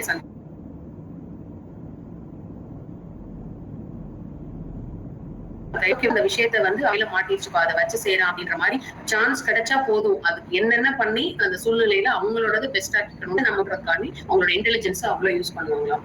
அதுக்கப்புறம் அடுத்தவங்களுக்கு அட்வைஸ்ன்ற பேர்ல நான் லைஃப் கோச் மாதிரி எல்லாருக்கும் அட்வைஸ் பண்ற மாதிரி அப்படி ஒரு ரோலை வந்து அவங்க பிளே பண்ணுவாங்களாம். அதுக்கப்புறம் ஒஸ்ட் மொமெண்ட்ஸ், இந்த சூழ்நிலையில இப்படி பண்ணல, அந்த சூழ்நிலையில இப்படி பண்ணல, நம்ம ஒஸ்டா பண்ணிருக்கக்கூடிய விஷயங்கள் எல்லாம் ஞாபகம் வச்சு ஒரு 10 வருஷத்துக்கு அப்புறமோ இல்ல ஒரு 5 வருஷத்துக்கு அப்புறமோ அந்த சிச்சுவேஷனுக்கு அது தேவையே இருந்திருக்காது. ஆனா நம்மளோட அந்த இடத்துல நம்ம ஒரு பெஸ்ட்டை காமிச்சிருக்கோம். ஆனா அந்த பெஸ்ட்டை சொல்லாம அன்னைக்கு நீ அப்படி பண்ணல அப்படின்னு சொல்லிட்டு இது கூட உனக்கு பண்ண தெரியல, இன்னைக்கு நீ எல்லாம் போய் இது பண்ற அப்படின்னு சொல்லிட்டு நிறைய இடத்துல சொல்லி பேசியிருப்பாங்க இல்லையா. பேசவே தெரியாது, நீ எல்லாம் போய் இப்ப ஸ்டேஜ்ல பேசுறியா, உன்னை நாங்க பார்த்தா அழுதுட்டு வந்து பேசிட்டு அப்படின்லாம் சொல்லி கேள்வி பண்ணுவாங்கல்ல, அந்த மாதிரி சில சிச்சுவேஷன்ஸ். அதுக்கப்புறம் பாத்தீங்க அப்படின்னா எல்லாம் சொல்லி முடிச்சு எல்லாமே பண்ணி முடிச்சு ஆல் டேமேஜ், டோட்டல் டேமேஜ் பண்ணி முடிச்சதுக்கு அப்புறம் ஜஸ்ட் ஜோக்குக்காக நான் சொன்னேன்ப்பா அப்படின்னு சொல்லிட்டு சொல்லி முடிப்பாங்க. அதுக்கப்புறம் பாத்தீங்கன்னா அவங்கதான் மொத்தத்திலே பெரிய ஆளு அப்படிங்கிறதுக்கு என்னென்ன அவங்கள பத்தி செல்ஃப் மார்க்கெட்டிங் பண்ண முடியுமோ, அவங்களோட வந்து என்னென்ன செய்ய முடியுமோ அது எல்லாத்தையும் செஞ்சுக்கிட்டு அவங்களோட இது மட்டும்தான் பெருசு, தானா எல்லாத்துலயுமே சிறந்ததுங்கிறத ப்ரொஜெக்ட் பண்றதுக்கு மத்த எல்லாரையும் போட்டு கீழே தள்ளுற மாதிரியான வேலைகளை சிறப்பா செய்வாங்க. அதுக்கப்புறம் வந்து என்னன்னா ட்ரூத் அப்படிங்கிறதுக்கு அவங்களுக்கு பொறுத்தளவுக்கு ஒரு சாய்ஸ். அது எப்ப தேவையோ அப்ப மட்டும்தான் யூஸ் பண்ணிக்குவாங்க. மத்த நேரத்துல அவங்க அதை யூஸ் பண்ணவே மாட்டாங்க. இந்த மாதிரி அதுக்கப்புறம் பாத்தீங்கன்னா அவங்களோட ஃபீலிங்ஸ் மட்டும்தான் மிக முக்கியமான விஷயமா அவங்களுக்கு தெரியும். அதுக்கப்புறம் அடுத்தவங்களோட எமோஷன்ஸை வந்து அவங்க ஒரு இதாவே எடுத்துக்க மாட்டாங்க. அது வந்து அவங்களுக்கு ஒரு சாய்ஸ் தான். ஏன்னா அவங்களோடது மட்டும்தான் அவங்களுக்கு முக்கியமா தெரியும். அதுக்கப்புறம் அவங்களுக்கு எப்படி அதை சொல்லணும், அந்த விஷயம் அவங்களுக்கு எப்படி பிடிச்சிருக்கு அதை சொல்லணுமா, அதுக்கேத்த மாதிரி அவங்களோட டோன், அவங்களோட பர்சனாலிட்டி, அவங்க பிஹேவியர் எல்லாத்தையுமே நம்ம சொல்லுவோம்ல, நீ என்னடா மாறி மாறி பேசுறேன்னா நிறைய பேர் நம்ம கேட்டிருப்போம். அன்னைக்கு ஒரு மாதிரி பேசினா இப்ப இது மாதிரி பேசுறேன்னா, ஏன்னா அன்னைக்கு சூழ்நிலை வேற, அவங்க அப்படி பேசினாங்க. இன்னைக்கு சூழ்நிலை வேற, சுத்தி இருக்க ஆள் வேற. சோ அதே சிச்சுவேஷனை பத்தி இப்ப வேற மாதிரி பேசுறாங்க அப்படின்ட்டு. அதுக்கப்புறம் வந்து கொளுத்தி போடுறதுல பெரிய பெரிய ப்ரொஃபஷனல் பீப்புளா அவங்க வந்து கண்டிப்பா இருப்பாங்க. அதுக்கப்புறம் பாத்தீங்கன்னா ஒவ்வொரு இன்டராக்ஷன்லயும் அவங்களுக்கு என்ன லாபம் அப்படிங்கிறது தான் அவங்க வந்து போக்கஸ்டாவே இருப்பாங்க. ஏன்னா அவங்கள பத்தி அவங்க அதிகமா ப்ரொஜெக்ட் பண்ணி ஹைலைட் பண்ணிக்கிறதுலதான் ரொம்ப தீவிரமா இருக்காங்க. அப்படிங்கும்போது அதை அவங்க ஒவ்வொரு சிச்சுவேஷனையும் அவங்களுக்கு சாதகமா பயன்படுத்த நினைக்கிறாங்க. அதுக்கப்புறம் அவங்க டோட்டலா நம்மள வந்து நம்மள மிசரபிள் ஆக்கிட்டு, மிசரபிள் சிச்சுவேஷன்ல கொண்டு நம்மள ஒரு குற்ற உணர்ச்சிக்குள்ள, கில்ட் ஃபீல்குள்ள, நம்மள வந்து ரொம்ப லோவா ஃபீல் பண்ண வைக்கிறதெல்லாம் பண்ணிட்டு they thrive on being miserable. Others மிசரபிளா இருக்கிறதுல அப்படி மொத்த எனர்ஜி நம்ம வாங்கிப்பாங்க. உற்சாகமா நம்ம அந்த வேலையை செய்யறதுக்காண்டி எங்கேயோ போயிட்டோ பண்ணிருப்போம். அப்ப வந்து எமோஷனல் நிறைய ஊர்ல எல்லாம், ஊர் சைட்ல எல்லாம் பார்த்திருப்பீங்க, நிறைய பாட்டி இதுக்காகவே வருவாங்க ஃபங்க்ஷன்ஸ்ல எல்லாம். ஒருத்தவங்க வந்து சந்தோஷமா இருக்காங்க, சமீபத்துலதான் அவங்களுக்கு யாரோ ஒருத்தவங்க இறந்து போயிருக்காங்க அவங்க வீட்டுல, இல்ல ஏதோ ஒரு சூழ்நிலை ரொம்ப ஒஸ்டா நடந்திருக்குன்னு வச்சுக்கோங்களேன். அது ஒரு மகிழ்ச்சியான இடமா இருக்கும். திருமண வீட்டுக்காக அவங்களே மனசை மாத்தி எத்தனையோ வருஷத்துக்கு அப்புறம் அந்த இடத்துக்கு போயிருப்பாங்க. ஆனா என்ன செய்வாங்கன்னா அப்ப பர்பஸா தேடி வருவாங்க. அது வரைக்கும் யாரு கண்ணிலுமே படாம எங்கேயாச்சும் உட்கார்ந்து இருப்பாங்க அந்த பாட்டி. அப்ப பர்பஸா தேடி வந்து இவங்களை புடிச்சு அந்த சிச்சுவேஷனை ஞாபகப்படுத்தி அவங்கள அழுக வச்சு எல்லாம் பண்ணி அவங்களை நோகடிச்சுட்டு அந்த எனர்ஜி ஃபுல்லாத்தையும் ட்ரெயின் பண்ணி அந்த மகிழ்ச்சியா எப்படி எல்லாம் மைண்டை மாத்திரக்கு அவ்வளவு கஷ்டப்பட்டு அந்த ஃபங்க்ஷனுக்கு அவங்க வந்தாங்களோ அதை விட ஒஸ்டா கொண்டு போய் மிசரபிளான ஒரு சிச்சுவேஷன் விட்டுட்டு இவங்க அடுத்த வேலையை பார்க்க போயிடுவாங்க. சோ அப்ப இந்த மாதிரி இருக்கிறவங்க எல்லாருமே வந்து இது ஒரு ஒன் ஆஃப் த எக்ஸாம்பிள். இந்த மாதிரி நிறைய பேர் வந்து நிறைய பேர் ஃபேஸ் பண்ணிருப்பீங்க லைஃப்ல. சோ அப்போ இந்த மாதிரி இருக்கிற எல்லாமே பாத்தீங்கன்னா அக்லி. இதுவுமே வந்து எல்லார்ட்டையும் இருக்கானா, கண்டிப்பா எல்லார்கிட்டயுமே இருக்கும். டிபெண்ட்ஸ் வந்து again depends on the situation, again depends on the person. நம்ம அப்படி ஒரு குவாலிட்டியே இல்லாம கூட நம்ம இருந்திருக்கலாம். ஆனா due to somebody doing this continuously to us, ஆட்டோமேட்டிக்கா அந்த குவாலிட்டி இவன் நமக்கு இப்படி பண்ணான்ல, ஒரு தடவை பண்ணலாம், 2 தடவை பண்ணலாம், வரும்போதெல்லாம் இதே மாதிரி பண்ணாங்க, ஆட்டோமேட்டிக்கா நமக்குள்ள இருக்கிற அந்த, ஏன்னா மல்டிபிள் இது நமக்குள்ள இருக்கு இல்லையா, அப்ப என்ன பண்ணுவோம், அந்நியன் மாதிரி நம்மளும் மாறுறதுக்கு சான்ஸ் இருக்கு. அப்ப இது எல்லாமே இந்த குட் பேட் அக்லி அப்படிங்கிறது எல்லாமே எல்லாருக்குள்ளயும் இருக்கு. ஆனா அந்த பெர்சன்டேஜ் ஆஃப் த லெவல், அந்த லெவல் எவ்வளவு தூரம் மேல போகுது, எவ்வளவு தூரம் கீழே வருதுங்கிறத வச்சுதான் நம்ம வந்து டிட்டர்மைன் பண்ண முடியும் நம்ம யாரு அப்படிங்கிறத. சோ அப்ப இதுக்கு வந்து என்ன பண்ணலாம் அப்படின்னா, இதுக்கு வந்து நிறைய விஷயங்கள் இருக்கு. இப்ப நம்ம உதாரணத்துக்கு ராமாயண மகாபாரதம் எல்லாம் எடுத்தோம் அப்படின்னா நிறைய கேரக்டர்ஸை நம்ம சொல்லலாம். இவங்க குட், இவங்க பேடு, இவங்க எதுன்னு சொல்லிட்டு ஒரு லிஸ்டே போடலாம் நம்ம, இல்லையா? அதே மாதிரி கிரீக் மித்தாலஜில எடுத்தீங்கன்னா அதுலயும் ஒரு லிஸ்ட் வராங்க. ஒவ்வொரு இதுலயும் ஒவ்வொரு நார்ஸ் மித்தாலஜி எடுத்தா அதுல சிலது குட் பேடுன்னு வருது. எல்லாத்துலயுமே குட் பேட் இருக்கு, கலந்துதான் இருக்கு உலகம் முழுவதும். இப்ப அந்த இதுல வந்து நம்ம வந்து ரொம்ப வில்லியா ராமாயணத்துல யார பாக்குறோம் அப்படின்னா இந்த கைகேயி அப்படிங்கிற பெண்ணை தான் ரொம்ப வில்லியா நம்ம எல்லாருமே பாக்குறோம். இப்ப இந்த கைகேயிக்கு வந்து இதெல்லாம் சொல்லி கொடுத்தது யாருன்னா அந்த மந்திரை அப்படிங்கிற ஒரு பெண்ணை தான் நம்ம பாக்குறோம். அவங்களோட பணிப்பெண். அவங்க வந்து ஒரு கூனி, ரொம்ப குடுந்த சுவாபம். அதை நகைச்சுவையை கூட கவிதையா சொல்றது உண்டு. ராமன் சிறு வயதில் கூனியை மண்ணால் அடித்தான், அவள் மண்ணே இல்லாமல் அடித்தாள் அப்படின்னு சொல்லிட்டு கவிதையா சொல்லுவாங்க. ஆனா உண்மையான காரணம், அவருக்கு வந்து அந்த பெண் மேல எந்த கோபமும் இல்லை, அவங்க 2 பேருக்கு எந்த பிரச்சனையுமே இல்லை, அவங்க பாட்டுக்கு தான் இருந்திருக்காங்க. என்ன காரணம் அப்படின்னு பாத்தீங்க அப்படின்னா, இந்த கைகேயி அப்படிங்கிற பெண் தன்னுடைய சிறு வயதில், அவங்க அப்பாவுக்கு வந்து 8 குழந்தைகள், அதுல இவங்க 2 பேரும் ட்வின்ஸ், கைகேயும் அவங்க கூட ஒரு பையன். இப்ப என்ன ஆகுதுன்னா அவங்க அப்பா அம்மாவும் ஒரு சூழல்ல பிரிஞ்சிடுறாங்க. ஒரு பிரச்சனை ஆயிட்டு அவங்களுக்கு கிடைச்ச ஒரு வரமே அவருக்கு வந்து பிரச்சனையா மாறிடுது. அதனால அவங்க அம்மா வந்து அவங்களை விட்டுட்டு பிரிஞ்சு போயிடுறாங்க. அந்த குழந்தைகளை வளர்க்கறதுக்கு வழியே இல்லை. அப்ப அவங்க வீட்டுல இருந்து அந்த அரண்மனையில இருந்து அந்த பெண் யாருன்னு பாத்தீங்கன்னா இந்த மந்திரை. அவ செவிலித்தாயா, அரண்மனையில பெரும்பாலும் குழந்தைகளை செவிலித்தாய் வளர்த்தா கூட இவங்க அவங்கள ரொம்ப பாசத்தோட, ரொம்ப அக்கறையோட பயங்கரமா யார் வளர்க்குறாங்கன்னா கைகேயிய அந்த செவிலித்தாய் வளர்க்குற காரணமா தான் கடைசியில அவங்க கல்யாணம் பண்ணிட்டு வரப்போய் அவங்களை கூட்டிட்டு வராங்க. அந்த அதிகமான அன்பு, ரொம்ப குட்டா அவ மேல பிரியமா உண்மையான பாசத்துல இருக்கிற அந்த மந்திரை இப்படி ஒரு சூழ்நிலை வரும் பொழுது, ராமனுக்கு பட்டாபிஷேகம் நடக்க போகிறது. அப்போ ராமன் இதாயிட்டானா ராஜமாதாவா யார் ஆயிடுவாங்க, அவங்க அம்மா கௌசல்யா தானே ஆயிடுவாங்க. அப்போ நம்ம வளர்த்த நம்ம மக கம்மியா இருக்கிறதான்ற ஒரு மனப்பான்மை அந்த குட்டா இருந்த அந்த மந்திரை மனதை அக்லியாக மாத்தி விட்டது. அப்போ என்ன பண்றாங்க அப்படின்னா உட்கார்ந்து யோசிக்கிறாங்க. மேனிபுலேட் பண்றதுக்கு என்னெல்லாம் பண்ணலாம் அப்படின்னு யோசிக்கும் பொழுதுதான் ஏதோ ஒரு சமயத்துல ஒரு போரில் கைகேயிக்கு தசரதன் கொடுத்த அந்த 2 வரங்களே ஞாபகம் வருது இவங்க. அப்ப இதுதான் சரியான தருணம் அப்படின்னு சொல்லிட்டு குட்டா இருந்த அந்த மந்திரை உண்மையான தாயா பெற்ற குழந்தை கூட இல்ல அவங்க, ஆனா அப்படி ஒரு வேலைக்காரியா இருந்தா கூட அவ்வளவு பாசமா வளர்த்த அந்த குட்டான மந்திரை ஒரு கட்டத்துல அக்லியா மாறிடுறாங்க. ஏன்னா அந்த அதீத பாசம் அவங்களை அந்த அக்லிங்கிற ஒரு கட்டத்தை நோக்கி நகர்த்துது. அப்போ அந்த சூழ்நிலைகள் தான் நம்மள அந்தந்த ரோல்ஸ் எடுக்க வைக்கிறதுக்கு காரணம் அந்தந்த சூழ்நிலைகள் தான். அப்ப இந்த சூழ்நிலைகளை நம்ம எப்படி கையாளணும்? இதே மாதிரி மகாபாரதத்துல சொல்றது எளிதான ஒரு இதுதான். என்ன சொல்லுவாங்க, கெட்ட கேள்விகளுக்கு நம்ம கேட்கணும்னு நினைச்சோம்னா நிறைய கேள்விகள் வரும். பண்றது எல்லாம் கெட்டதும் இந்த துரியோதனன் பண்ண, ஆனா முழுவதுமா ராஜ வாழ்க்கையை அனுபவிச்சது மட்டும்தான். ஆனா இந்த 5 பேரும் உண்மையாவே இருந்தாங்க, சின்சியரா இருந்தாங்க, எல்லா குவாலிட்டிஸும் வச்சிருந்தாங்க. கடைசி வரைக்கும் காட்டிலே கடந்து கஷ்டப்பட்டது அந்த குட்டா இருந்தவங்க தான். பேடா இருந்தவன் சூப்பரா அனுபவிச்சு வாழ்ந்துட்டு போயிட்டான். ஆனா அதுல முழு சாராம்சம் நம்ம எடுத்தோம் அப்படின்னா, தர்மத்தின் வாழ்வுதனை சூதுக்கவும் இறுதியில் தர்மமே வெல்லும். அப்ப இந்த குட்டான குவாலிட்டிஸ் எல்லாம் இருந்தா அதுல தெரிஞ்சுக்க வேண்டிய நம்ம எடுத்துக்க வேண்டிய ஒரு மாரல் என்னன்னா, குட்டான விஷயங்கள் எல்லாம் நம்ம தொடர்ந்து செஞ்சுக்கிட்டே இருந்தோம் என்ன சிச்சுவேஷன்ஸ் வந்தாலும் அப்படின்னா finally what will happen, God will be on your side அப்படிங்கிறது தான். சோ அதனாலதான் இன்னைக்கு நம்ம எக்ஸாம்பிளுக்கு சொல்லிக்கிட்டு இருக்கோம். அந்த 5 பேர் இவ்வளவு கஷ்டப்பட்டாலும் அவங்களோட பேரை புகழ சொல்லிக்கிட்டே இருக்கிற காரணம் அவங்க கடைசி வரைக்கும் குட்டா இருக்கிறது தான்.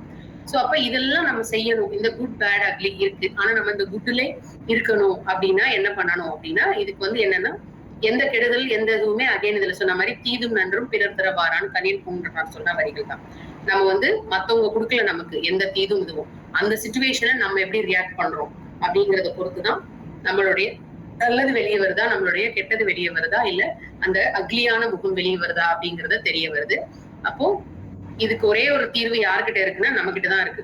மத்தவங்க whatever the situation maybe, whatever என்ன வேணாலும் நடக்கட்டும், ஆனா என்ன வேணாலும் நடக்கட்டும் நான் சந்தோஷமா இருப்பேன்னு ஒரு பாடல் வரி பார்த்திருப்பீங்க இல்லையா? சோ அந்த ரக்கிட்டன்னு ஒரு பாட்டு வரும். அதே சிச்சுவேஷன் தான். குட் பேட் அக்லியா என்ன சிச்சுவேஷன் வேணாலும் இருக்கட்டும், அந்த சிச்சுவேஷன்ல get the best out of you. அந்த ஜிபியூக்கு நான் கொடுக்குற டெஃபினிஷன், நேற்று சார் ஒரு டெஃபினிஷன் சொன்னாங்க காட் பிளஸ் யூ அப்படின்னு சொல்லிட்டு, இன்னைக்கு நான் கொடுக்குற டெஃபினிஷன் ஜிபியூக்கு get best of you, best out of you. So நீங்க யாருங்கிறது உங்களுக்கு தான் தெரியும். அப்போ எந்த ஒரு சூழ்நிலையும் உங்களை சுத்தி சுழன்று அடிச்சா கூட get the best out of you and project only the best. மிச்சதெல்லாம் இருக்கட்டும், ஒரு அனுபவமா சேர்த்து வச்சுக்கோங்க, அவமானமா சேர்த்து வச்சுக்கோங்க, அதையும் குட்டா அடுத்ததுல மாத்திக்கலாம் அப்படிங்கிற ஒரு நம்பிக்கையோட get best of you அப்படின்னு சொல்லி always be the best. Thank you so much for such a wonderful opportunity. Thank you.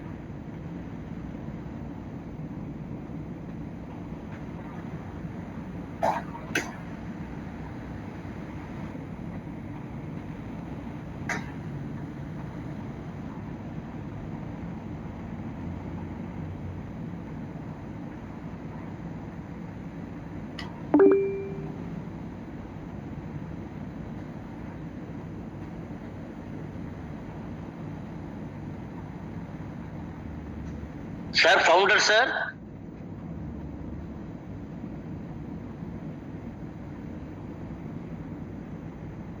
Sir நீங்க ப்ரொசீட் பண்ணுங்க சார். அன்பு எளிமைய சகோதரர்கள் சகோதரிகள், இன்றைய பொழிவு நமது சகோதரி அவர்கள் சொல்லுவதற்கே வார்த்தை இல்லை என்ற அளவிலே நமக்கு அளித்திருக்கிறார்கள். அவர்களுக்கு நாம் பின்னூட்டம் இடுவதற்கு முன்பாக இன்றைய நாள் பிறந்த நாள், திருமண நாள், இனிய நாட்கள் எவரேனும் இருப்பின் அவர்கள் இங்கே நமக்கு அதை கொடுக்க அன்போடு அழைக்கிறேன். நாம் வாழ்த்த இயலும். எவரேனும் இன்றைய பிறந்த நாள், திருமண நாள் இல்லையெனில் இந்த ஆளுகை உலகம் தன்னில் எங்கு எவர் நன்னாளாய் கொண்டாடி கொண்டிருந்தாலும் அவர்கள் அனைவருக்கும் நம் இறையருள் வேண்டி வாழ்த்துவோம். இப்பொழுது பின்னூட்டம் இடுபவர்கள் தங்கள் கரங்களை உயர்த்தி அருளுமாறு கேட்டுக்கொள்கிறேன். முதலாவதாக மில்டன் ராஜசேகரன் ஐயா அவர்கள் பின்னூட்டம் வழங்க அன்போடு அழைக்கிறேன். அனைவருக்கும் நட்புகளின் வணக்கம். என்னுடைய அத்தியாபிகாவாக என்னுடைய ஆசானாக இருக்கிற மேடம் அவர்களுக்கு, ஜி அவர்களுக்கு என்னுடைய வாழ்த்துக்களை வணக்கத்தையும் தெரிவித்துக்கிறேன். இது பல ஐயா சொன்னது போல, வீரசேகர் ஐயா சொன்னது போல பல காரியங்களை வித்தின் 30 minutes அப்படியே வந்து முடிவாக சொல்லிவிட்டீர்கள். ஒரு பக்கம் ராமாயணம், இன்னொரு பக்கம் ஹரிச்சந்திரன், எல்லாமே மிக அற்புதம். ஒரு வார்த்தை எனக்கு ரொம்ப தொட்டுது, சென்சிட்டிவ் சிப் அப்படின்னு சொன்னீங்க, அப்புறம் கேஸ் லைட்னு சொன்னீங்க, அப்புறம் வந்து அப்புறம் எம்பிரிக்கல் வேம்பயர்ஸ் அப்படி சொன்னீங்க. எல்லாம் இது வரைக்கும் கேள்விப்படாத words. Something you are always telling something new and also from the இதிகாசங்கள், அப்புறம் எபிக்ஸ்ல இருந்து அந்த அந்த உலகத்துக்கே எங்களை கூட்டும் போறீங்கன்றது ரொம்ப மகிழ்ச்சியான விஷயம். ரொம்ப சந்தோஷம் அத்தியாபக்ஜி. தொடர்ந்து இந்த பணியை எங்களெல்லாம் ஊக்குவிக்க இன்ஸ்பயர் பண்றதுக்காக ரொம்ப நன்றி. தொடர்ந்து இன்னும் இன்ஸ்பயர் பண்ணுவீங்கன்னு வேண்டிக்கிட்டு இருக்கிறேன். அனைவருக்கும் இந்த வாய்ப்பு கொடுத்ததுக்காக அனைவருக்கும் நன்றி. நன்றி ஐயா. மிக அருமையான பின்னூட்டம் வழங்கிய ஐயா மில்டன் ராஜன் அவர்களுக்கு நன்றி. அடுத்ததாக பின்னூட்டம் வழங்க அன்போடு லோகநாதன் ஐயா அவர்களை அழைக்கிறேன்.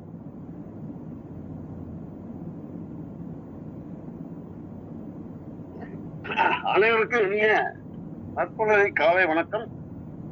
என்னுடைய வகுப்பு ரொம்ப நல்லா செய்தாங்க. சரித்திரம், இந்த புராணம் இதெல்லாம் வந்து ரொம்ப அழகா சொன்னாங்க. ஆனா இந்த 73 வயசுலயும் ஹரிச்சந்திரா படம், சிவாஜி கணேசன் படம் பார்த்தோடனே அது ஞாபகம் கூட இல்லை. அந்த தாடி மட்டும் தெரியும் அவர் வெட்டும்போது, அதுதான் ஞாபகம் இருக்கிறது. ஆனா சுயசரிதை, மகாத்மா காந்தியுடைய சுயசரிதை சத்திய சோதனையை படிச்சிருக்கேன். எங்க அண்ணா வந்து 20 வயசு இருக்கு, எனக்கு 14 வயசு இருக்கும்போது அவர் படிக்கும்போது நான் அது எடுத்து படிப்பேன். சத்திய சோதனையில முக்கியமா வந்து ஹரிச்சந்திரா நாடகம் பார்த்ததுனால்தான் அவர் வந்து வாழ்க்கையில பொய்யே சொல்லாத உண்மையா இருக்கணும்னு அவரு மகாத்மா காந்தி அவர்களும் மகாத்மாவா ஆயிட்டாரு. ரொம்ப அருமையா இருந்தது ஐயா. ராமாயணம் இது மகாபாரத கதையும் சொன்னாங்க மேடம், நிறைய விஷயம் சொன்னாங்க. அவங்களுக்கு ரொம்ப நன்றி ஐயா. நன்றி. அனைவருக்கும் நன்றி ஐயா. தேங்க்யூ. நம் கண்முன்னே நமது தேச பிதாவை கொண்டு வந்து ஒப்பிட்டு பின்னூட்டமிட்ட ஐயாவுக்கு நன்றி. அடுத்ததாக நமது அன்பு எளிமைய அருணகிரி ஐயா அவர்களை பின்னூட்டமிட அழைக்கிறேன். குட் மார்னிங் அட்லரி. Good morning Lavanya madam. இன்னைக்கு தலைப்பு அந்த குட் பேட் அக்லின்ற தலைப்புல மேடம் செஷன் எப்பவுமே வந்து பாத்தீங்கன்னா எல்லா ஆங்கிள்லயும் கவர் பண்ணியிருக்கோம். ஸோ அந்த வகையில வந்து உங்களுடைய அந்த ரெஃபரன்ஸ் எல்லாமே வந்து எக்ஸலண்டான ஒரு ரெஃபரன்ஸ். அந்த கடைசியா வந்து தீதும் நன்றும் பிற தரவாரா, அதுவும் get best out of you அப்படின்றது தான் வந்து நான் டேக் ஹோமா எடுத்துக்கிறேன். ஏன்னா எல்லாமே இருக்கு நமக்குள்ள. அந்த சுச்சுவேஷன்ல நாம என்ன ரியாக்ட் பண்றோமோ அதை பொறுத்து தான் அது குட்டா பேடா இல்ல அக்லியாவோ மாறுது அப்படின்றதுதான் நான் வந்து டேக் ஹோம் மெசேஜ் எடுத்துக்கிறேன். நன்றி மேடம், வாய்ப்புக்கு நன்றி. நன்றி ஐயா. நன்றி ஐயா. குட் பேட்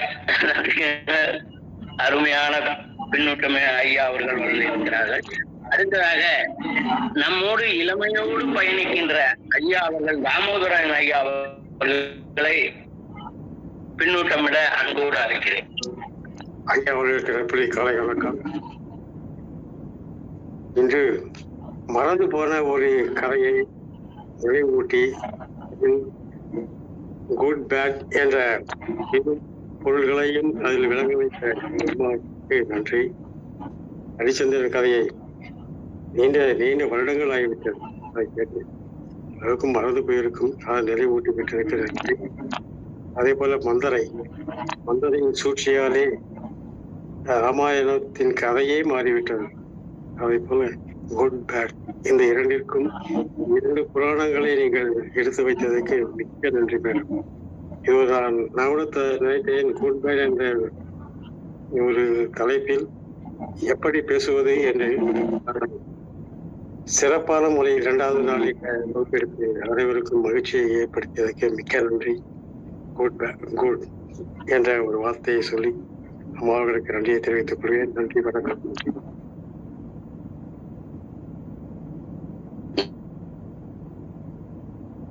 நன்றி ஐயா. நன்றி. மந்தாரையால் கதையே கரையாகி விட்டது என்பதை பின்னூட்டமாக வழங்கிய ஐயா அவர்களுக்கு நன்றி. அடுத்தது நமது அன்பு சகோதரியார் ரம்யா கமல்ராஜ் அவர்களை அன்போடு அழைக்கிறேன் பின்னூட்டமிட. அனைவருக்கும் இனிய காலை வணக்கம். ரொம்ப நல்லா இருந்தது மேம் செஷன். அதாவது மந்தாரி இதெல்லாம் வந்து ஒரு சில பேக்ரவுண்ட் ஸ்டோரிஸ் எல்லாம் எங்களுக்கு தெரியாது, அதெல்லாம் எடுத்து வந்தீங்க. அதுக்கப்புறம் கள்ளிக்காட்டு இதிகாசத்துல நீங்க படிச்ச ஒரு கேரக்டரை வந்து இங்க கொண்டு வந்தது. இது மாதிரி நம்ம வந்து என்ன டாபிக் கொடுத்தாலும் அதுக்கு ரிலேட்டடா ஹிஸ்டாரிக்கலா கொண்டு வரீங்கன்னு நான் போன செஷன்லயே சொன்னேன் நானு. அதுல வந்து நம்ம இவங்களுக்கு ஏதாவது புதுசா கொடுக்கணும் அப்படிங்கிற மாதிரி. ஹரிச்சந்திரன் கதை தெரியும், இவ்வளவு டீப்பா எங்களுக்கு தெரியாது. அதே மாதிரி மந்தாரை கதையை வந்து அவங்க கூட ட்வின்ஸ் எல்லாம் இதெல்லாம் ரொம்ப டீப்பா இருந்தது மேம், ரொம்ப நல்லா இருந்தது. நிறைய டேக்கவே தர்மத்தின் வாழ்வதனை சூது கவும் அதெல்லாம் வந்து நமக்கு ஒரு நல்ல ஹோப்பு கொடுக்குது. சரி ஓகே நம்ம பண்ணுவோம் செய்வோம்டா அப்படிங்கிற மாதிரி ரொம்ப நல்லா இருக்குது மேம். காலங்கத்தால எங்களுக்கு வந்து ஒரு நிறைய நல்ல நல்ல விஷயங்களை கொடுத்துருக்குறீங்க. As usual wonderful session. Keep up the great work. Thank you ma'am.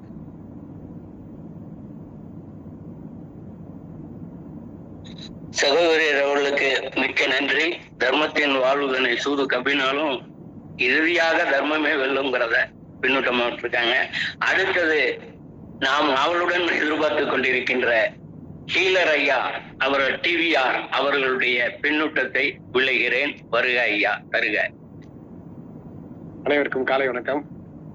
அதாவது தலைப்பு வந்து சிறப்பா அப்படின்னு கேட்டப்ப நேற்றுக்கு சொன்ன தலைப்பு சிறப்பு இல்ல, பேசுற தன்மையிலேயே சிறப்பாக்க முடியும் அப்படிங்கிறத உணர்த்தின ப்ரோக்ராமா நான் பாக்குறேன் நானு. அதாவது யார்கிட்ட எதை கொடுத்தாலும் அதை எப்படி மாத்தணும், the way of doing things, way of thinking mode and make the people to think in a different way அப்படிங்கிற அந்த கிளாரிட்டியை வந்து ரொம்ப அருமையா கொடுத்தீங்க.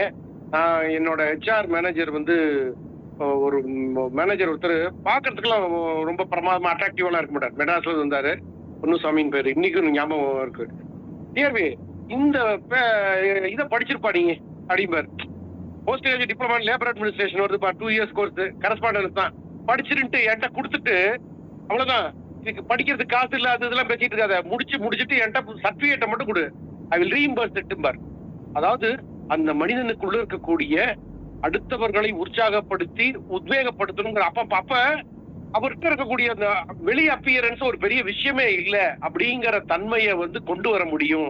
அப்படிங்கும் போது இந்த அக்லிங்கிற பார்ட்டை நான் எப்படி பார்த்தேன்னா, நேத்திக்கு வந்து 5, 14, 13 போட்டு தாக்குனதுக்கும் குவாலிட்டியில பார்த்தா பிச்சு உதறது. நீங்க போட்டிருக்க A to Z எவ்வளவு அருமை, அவ்வளவு அனலைஸ் பண்ணிட்டு அதை போய் ஒன்ன தொட்டாலே ஐயா உன் ஜென்மா, நீ அடுத்த ஜென்மா மனித பிறவி எடுத்தது இல்லை, அடுத்த ஜென்மா உனக்கு டைரக்டா ஒண்ணு கூட கிடைக்காது. ஓரறிவு, ஈரறிவு, 3 அறிவுன்னு தாண்டி 6ஆம் அறிவுல வந்து அறுவட்டத்தனமான வேலையை செய்யாதமோ, 6ஆம் அறிவு வந்து அறுவட்டத்தனமான வேலையை செய்யாதன்னு சொல்லுவோம். அந்த மாதிரி விஷயத்த நீங்க லிஸ்ட் அவுட் பண்ணது இருக்கு பாருங்க, shaking things. You have to அதை ஒன்னொன்னா மக்களுக்கு வந்து புரிய வைக்கிறத விட நம்ம எவ்வளவு ஜாக்கிரதையா இருக்கணும். இந்த பிறவி எடுத்தது வாழ்றது எவ்வளவு முக்கியம், நாம யாருக்காக வாழ்றோம், மறுபிறவி இல்லாம நம்மளுடைய தன்மையை வந்து வேல்யூபிளா எடுத்து இந்த ஒரே பிறவிதான் இதுக்கப்புறம் there is no, even though we are dying, we are living அந்த ஆட்டிடியூடோட டிராவல் ஆனோங்கிறதும் கடைசியா கொடுத்த முத்தாய்ப்பா கிவ் அவுட் ஆஃப் உங்களோட பெஸ்ட் வந்து எடுக்கிற தன்மை வந்து வேற லெவல்ல இருந்தது.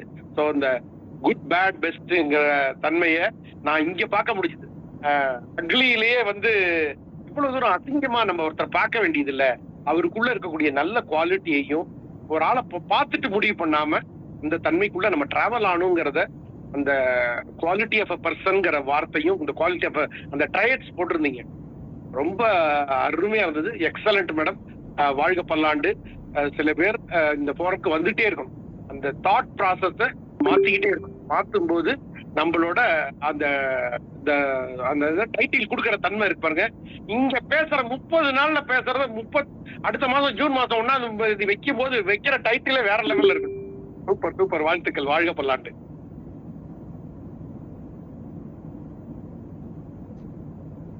ஐயா வணக்கம். வணக்கம், அருமை. அடுத்ததாக அன்புகளுமே சோதரர்கள்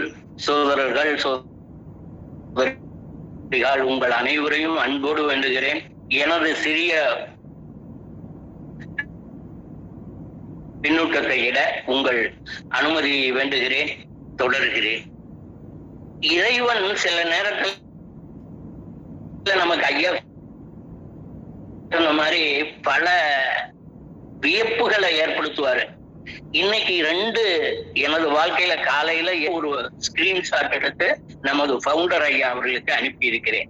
ஒண்ணு என்னன்னா, அன்றாட ஒரு கவிதையை எழுதி நம்ம இங்க வர்றதுக்கு முன்னாடி போட்டுருவாரு. அது திருச்சிராப்பள்ளி 20, அதான் அவருடைய பெயரு. வணக்கத்துடன் தான் அதை சொல்லுவாரு. செய்வன திருந்த செய்து மகிழ்வோம், செய்யப்படு பொருளில் மெய்ப்படல் காண்போம். பல வரிகள்ல இந்த 2 வரியை நான் எடுத்து வச்சிருக்கேன். செய்வன திருந்த செய்யன்னு சொல்றது நமக்கு தெரிஞ்சதுதான். செய்யப்படும் பொருளில் இலக்கணத்தை மாதிரி வினையில செய்வினை செய்யப்பாட்டு வினைங்கிற மாதிரி அதை எடுத்து தொட்டு மெய்ப்படல் காண்போம். அதுல மெய்ப்படல் காண்போம்னு அதை சொல்லியிருக்காரு. இது ஒரு ஷார்ட் எடுத்து அனுப்பியிருக்கேன். 2வது ஷார்ட், இக்பால் சவுதி அரேபியால என்னோட இருந்த மூத்த சகோதரர். அவருக்கு நான் தம்பி மாதிரி. இப்ப இந்தியாவுக்கு வந்துட்டாரு. அவரு அன்றாடம் குட் மார்னிங் நியூஸ் போடுவாரு. அதுல இன்னைக்கு வந்திருக்கிறது பாருங்க, ஏன் வியப்புன்னு சொல்றேன்னு. when you are focused on how good the good is, when you are focused on how good the good is, the good gets better. நீங்க அதுல அந்த உங்க நோக்கத்தை அல்லது பார்வையை செலுத்தினீங்கனாலே அந்த குட்டு பெட்டரா மாறிடும். இந்த குட்டு இவ்வளவுதானா இதுல முடியும்னு பார்வையை செலுத்தினீங்கனாலே இது எங்க வேணாலும் பொருந்தலாம். எவ்வளவு பெரிய இது பாருங்க. அதை நான் வாட்ஸ்அப்ல இதுல ஸ்கிரீன்ஷாட்டா எடுத்து ஃபவுண்டருக்கு போட்டிருக்கேன். ஏன்னா உண்மையா கொஞ்சம் போகணுங்கிறது. சில நேரத்துங்கள வியப்பாவும் இருக்குன்னு. அம்மா இன்னைக்கு சொன்னாங்களே, இவங்க எப்பவுமே அப்படிதான். இவங்களுக்குன்னு உள்ள ஐடென்டிட்டி ஐகான். இவங்க இதிகாசம், புராணம், இலக்கிய வரலாறுகள் எல்லாத்தையும் தொடர்றவங்க தான் இவங்கிறது நமக்கு தெரியும். இன்னைக்கு ஒரு சின்ன இதுல ஐயா சொன்ன மாதிரி 15ல தொட்டாங்க. 15 வந்திருக்கு குட்டு, அடுத்தது 14 வரும், அடுத்தது 13 வரும் போல இருக்குன்னு நான் நினைச்சிட்டு இருக்கப்ப 2வது பேட லிமிட்லெஸ்ன்னு காட்டிட்டாங்க. இது 14 இல்ல, லிமிட்லெஸ்ன்னு காட்டிட்டு, ஆனா அதுக்கு ஒரு சொல்யூஷனும் அங்க வச்சாங்க பாருங்க கதையில. அந்த பொண்ணு ஒரே ஒரு சாக்லேட் எடுத்துதான். எல்லாரும் பல சாக்லேட் எடுத்தப்ப அந்த பொண்ணு மட்டும் ஒரு சாக்லேட் எடுத்து, ஏன் பாப்பா எல்லாரும் இவ்வளவு எடுக்கிறாங்க, நீ மட்டும் எடுக்காம இருக்க, எல்லாரும் தான் யாருமே பார்க்கலையேன்னப்ப, யாரும் பார்க்கலன்னு சொல்லாதீங்க அங்கிளு, எங்க கடவுள் பார்த்துட்டு இருக்காருல்ல அங்கிளு அப்படின்னு அந்த பாப்பா சொன்னுச்சான். என்ன சொல்யூஷன் இஸ் தேர் இட்செல்ஃப். இன்னும் கோடி கோடியா பேட்னோ அக்லியோ இருக்கட்டும், கோடி கோடியா இருக்கட்டும், சொல்யூஷன் இஸ் ஆல்சோ தேர் அப்படிங்கிறத சொல்லி இருக்காங்க. என்ன விட்டீங்கன்னா எனக்கு என்ன சொல்றதுன்னே தெரியல. அன்பான வேண்டுகோள், அருமை சகோதரி அவர்களே, உங்களை நினைக்கிறப்பெல்லாம் எனக்கு இன்னொன்னு வரும். how they are planning their time, how they are using their time, how they are afford with the commitments, afford with the commitments. எப்படி அது கரெக்டா கொடுக்குறாங்க, எப்படி முடியுதுங்கிற ஆச்சரியத்தை கொடுக்கிற ஒரு சகோதரி அவர்கள். இன்று அவர்கள் நமக்கு இந்த பொலிவை வழங்கியது யாம் பெற்ற இன்பம். எனவே அன்பான வேண்டுகோள், அடிக்கடி வாருங்கள், உங்கள் அமுதத்தை பருகத் தாருங்கள் என்ற வேண்டுதலோடு உங்களுடைய வேறு எவரேனும் பின்னூட்டமிட விளைகிறீர்களா? ஐயா சிவகணி மேமும் பிருத்திவிராஜ் சார் ஹேண்ட் ரைஸ் பண்ணிருக்காங்க சார். அம்மா கவி தேவதை சார்,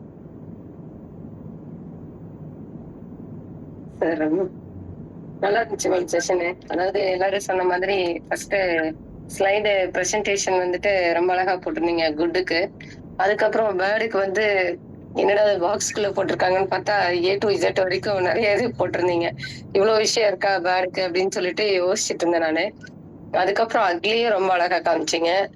இதுல செஷன்ல எல்லாரும் சொன்ன மாதிரி நம்மளோட எப்படி பிரசன்ட் பண்றோம் அப்படிங்கிற ஒண்ணு இருக்கு இல்லையா, அதுல ரொம்ப அழகா உதாரணத்தோட எடுத்து சொன்னீங்க. அந்த மகாபாரதம், ராமாயணம் ஆகட்டும், அதுக்கப்புறம் அந்த கணினி பூங்குன்றனோட பாட்டு கடைசியா நம்ம எல்லாரும் சொன்னாலும் சரி, எங்க போனாலும் சரி, நம்ம எப்படி இருக்கிறோம் அப்படிங்கிறத அந்த பாட்டு கடைசியில அழகா ஒரு ஹைலைட்டா இருந்தது. அதற்கப்புறம் உங்களோட ஜிபியு டெஃபினிஷன் எக்ஸலண்டா இருந்தது. யாரும் எப்படி என்னமோ சொல்லிட்டு போறாங்க, வாட் யூ ஆர் அப்படிங்கிறத ரொம்ப அழகா எடுத்து கொடுத்தீங்க. ஸோ இந்த content of the slide also very nice. Presentation ரொம்ப எக்ஸலண்டா இருந்தது. நம்ம எதை சொல்லணும் அப்படிங்கிற அந்த கருத்து வந்து ரொம்ப தெளிவா இருந்தது. Super ma'am, wonderful presentation. Nice morning all of you. Thank you sir.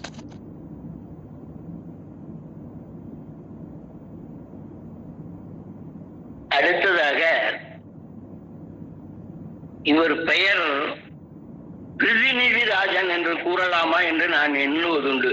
நட்புலரியின் பிரதிநிதி ராஜன்.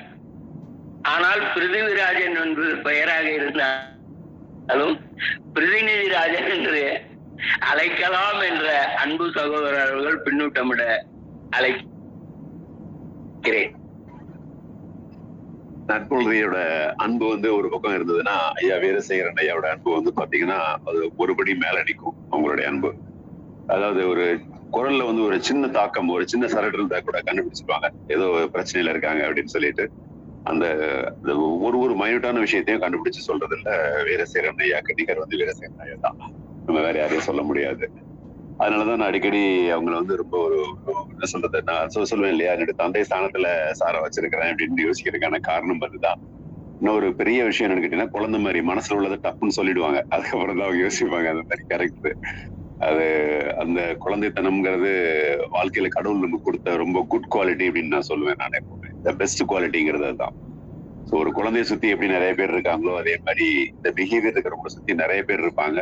லவ் அப்படிங்கிறது பஞ்சமே இருக்காது.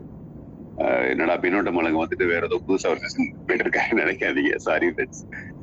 சகோதரி லாவண்யாவுடைய செஷன் வந்து பாத்தீங்கன்னா ரொம்ப ஒரு அருமையான செஷன். அது வந்து எப்பவும் போல சூப்பரா இருக்கும். அதை வந்து பின்னோட்டம் விடுறதுக்கு அப்படிங்கிறது ஒரு நாள் பூரா சொல்லலாம். அவங்களுடைய செஷனுக்கு பின்னோட்டம் கொடுக்கறது அப்படிங்கிறது.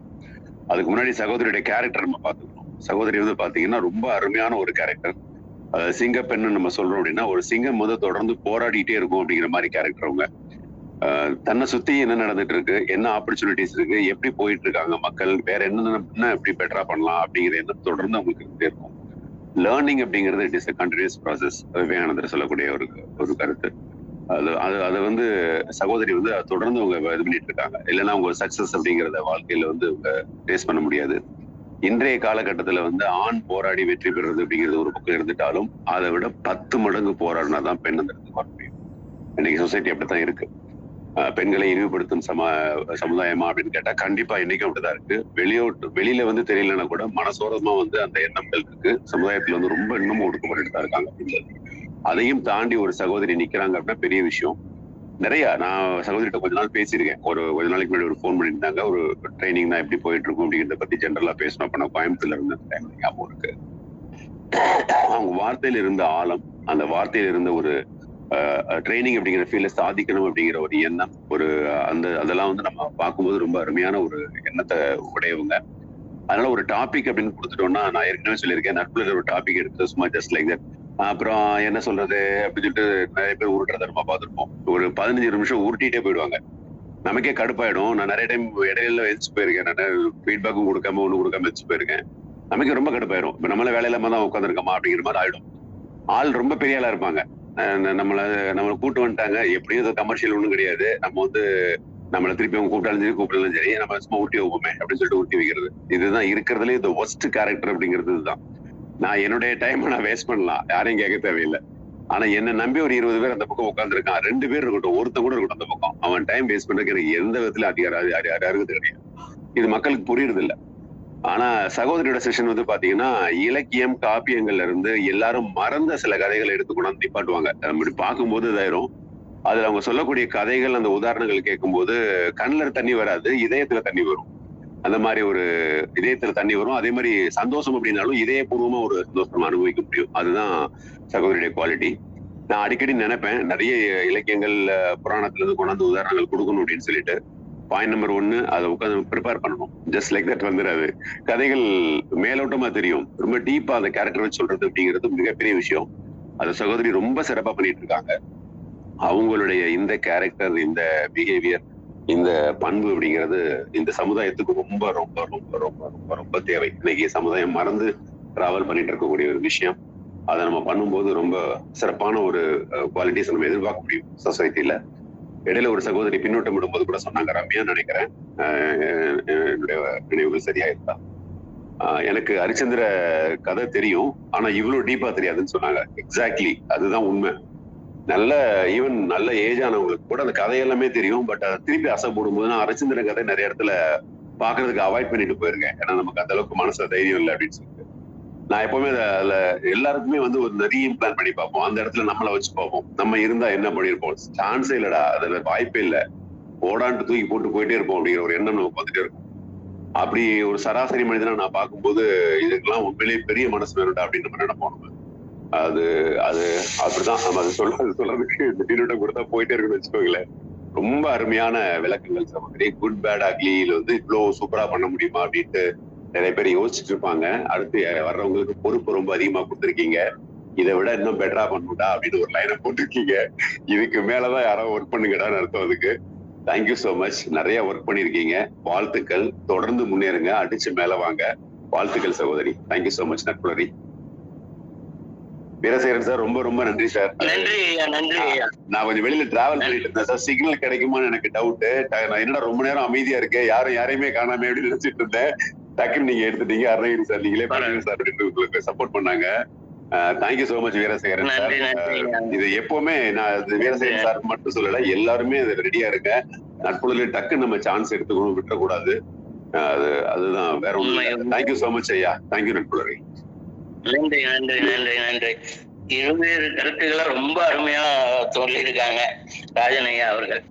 இன்றைக்கு என்னதான் சமத்துவம்னு நம்ம சொன்னாலும் there is a phrase, glass ceiling.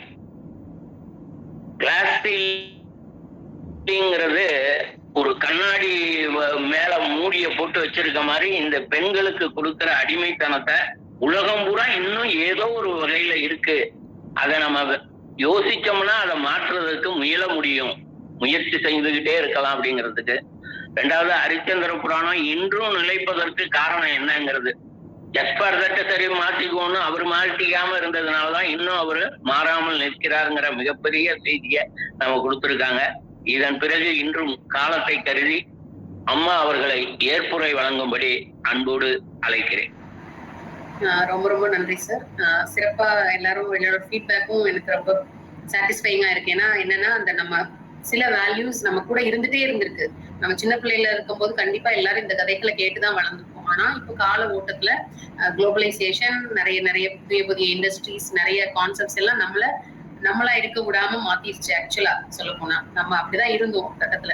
அப்ப அதை திருப்பி கொண்டு வரதுக்கான வழி என்ன அப்படின்னா, இப்படியான இதுல நம்ம கண்டிப்பா, ஏன்னா உங்களுக்கு எல்லாருக்குமே அந்த ஃபீல் இருந்திருக்கு. சோ அப்ப அந்த கதையை கேட்கும் பொழுது அது மறுபடியும் உங்களோட சின்ன வயசு ஞாபகத்தை கிண்டில் பண்ணி விட்ட மாதிரி தான், திருப்பி அது உங்களை தூண்டி விடுற மாதிரி தான். சோ அப்ப அதுதான் அந்த கதைகள் நம்ம கூட நம்மளை வளர்க்கறதுக்கு உதவி. அந்த கதைகள் இன்று நம்ம வளர்ந்ததுக்கு அப்புறம் நமக்கு உதவாம எங்கேயோ ஒரு ஓரத்துல மனசுக்குள்ள ஒளிஞ்சிட்டு இருக்கு. அதை எப்படியாவது கொண்டு வரணும், என்ன செய்யலாம், அப்ப இந்த மாதிரி தலைப்புகளோட அதை கனெக்ட் பண்ணலாம் அப்படிங்கிற ஒரு சிறிய எண்ணம் தான். ஏன்னா தெரிஞ்சதையே சரியா தெரிஞ்சுக்கிட்டதுக்கு ஒரு வாய்ப்பு கிடைச்சா அதை நம்ம வேற மாதிரி கொண்டு போயிடலாம். அது இல்லாமதான் நிறைய பேர் கஷ்டப்பட்டு இருக்கோம் லைஃப்லங்கிறதுக்காக தான் நான் அந்த கதைகளை எடுத்துட்டு சொல்றதுக்கான காரணமே அதுதான் முக்கியமா. அது உங்களை எல்லாம் இன்னைக்கு சரியா சென்றடைஞ்சிருக்குங்கிறதுல எனக்கு பெரிய மனநிறைவு. கொடுத்த வேலையை சிறப்பா எவ்வளவுக்கு எவ்வளவு ஜஸ்டிஃபை பண்ண முடியுமோ அதை செஞ்சிருக்கேன் அப்படிங்கிற ஒரு திருப்தியோட எல்லாருக்கும் நன்றி தெரிவிச்சுக்கிறேன். நன்றி.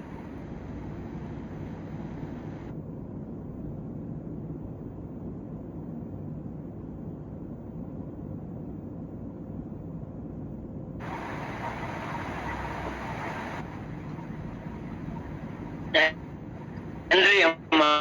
நன்றி அம்மா. எவ்வளவுக்கு எவ்வளவு இல்ல, இயன்றதை விட அதிகமாக செய்திருக்கிறீர்கள் என்பதை அன்போடு கூறிக்கொள்கிறேன். அன்புகளிமே சகோதரர்கள் சகோதரிகள், இன்றைய தினம் இந்த பெரும் பொழிவுக்கு இன்பம் அனைவரை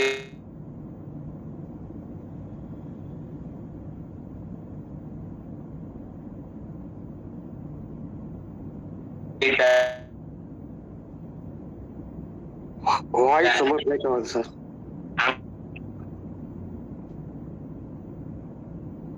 கேட்கவே இல்லை.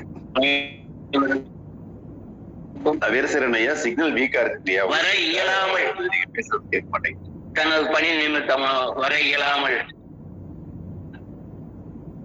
இதை கலந்து கொள்ள